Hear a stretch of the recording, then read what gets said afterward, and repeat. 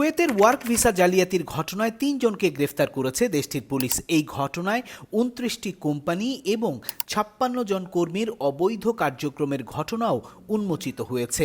Gulf নিউজের এক প্রতিবেদনে উঠে এসেছে এসব তথ্য। তাতে বলা হয়েছে, মানব পাচার এবং ভিসা জালিয়াতির বিরুদ্ধে সর্বশেষ অভিযানে কুয়েতের স্বরাষ্ট্র মন্ত্রণালয় একটি ওয়ার্ক ভিসা স্কিম বাতিল করেছে, যার মধ্যে একজন কুয়েতি নাগরিক জড়িত ছিলেন, যিনি তার আইনি কর্তৃত্বকে কাজে লাগিয়ে প্রবাসী কর্মীদের অবৈধ নিবন্ধন থেকে লাভবান হয়েছেন।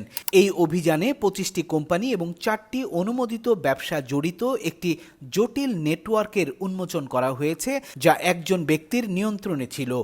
জিজ্ঞাসাবাদে কুয়েতি সেই অভিযুক্ত ব্যক্তি স্বীকার করেছে যে ২ জন মধ্যস্থতাকারী, তাদের একজন সিরিয়ান এবং একজন ভারতীয়, লেনদেন সহজতর করতে তাকে সাহায্য করেছিলেন, যদিও শ্রমিকরা তাদের আবাসিক স্পন্সরকারী সংস্থাগুলি দ্বারা নিযুক্ত ছিল না। প্রধান সন্দেহভাজন নানান সুযোগ কাজে লাগিয়ে বিদেশি কর্মীদের নিবন্ধন এবং আবাসিক পারমিট বিক্রি করার জন্য ব্যবহার করে আসছিলেন বলে অভিযোগ রয়েছে।